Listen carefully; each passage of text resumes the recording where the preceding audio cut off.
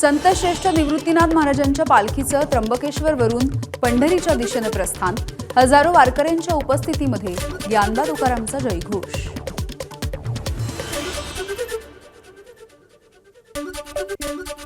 संत गजानन महाराजांच्या पालखीमधल्या वारकऱ्यांसाठी प्रसाद रूपी तब्बल 40,000 बुंदीचे लाडू बनवण्यात आले। वाशिमच्या रिसोड शहरामध्ये मागच्या 15 दिवसांपासून याची तयारी होती आहे। लाडूची तयारी आता अंतिम टप्प्यात। पंढरपूरमध्ये वटपौर्णिमेच्या निमित्तानं रुक्मिणी मातेला सुवर्ण अलंकार परिधान करण्यात आले।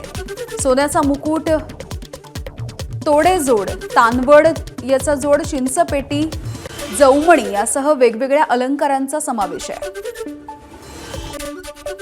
धुळ्यामध्ये एकविरा देवी मंदिरामध्ये वटपौर्णिमेच्या निमित्तानं देवीला आंब्यांची आरास करण्यात आली।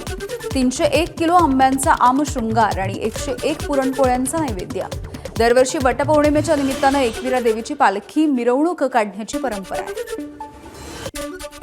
पुण्यामधल्या भाविकाकडून तुळजाभवानी मातेला 49.420 ग्रॅम वजनाचा सुवर्णहार अर्पण करण्यात आला।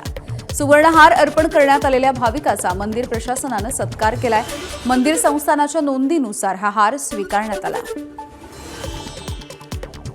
सांगली महानगरपालिकेच्या सभेमध्ये 600 कोटी रुपयांच्या विषयावरून जोरदार वादंग।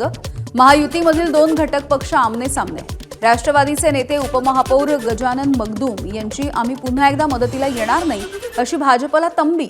विषय समजावून सांगून मगच चर्चेला आणा अशी देखील भूमिका। पीक विमा आणि सरसकट कर्जमाफीसाठी उदगीरमध्ये नांगर सत्याग्रह। बहुजन विकास अभियानाचे उपजिल्हाधिकारी कार्यालयासमोर आंदोलन। पीक विमा, कर्जमाफी आणि शेतीमालाला हमीभाव देण्याची मागणी।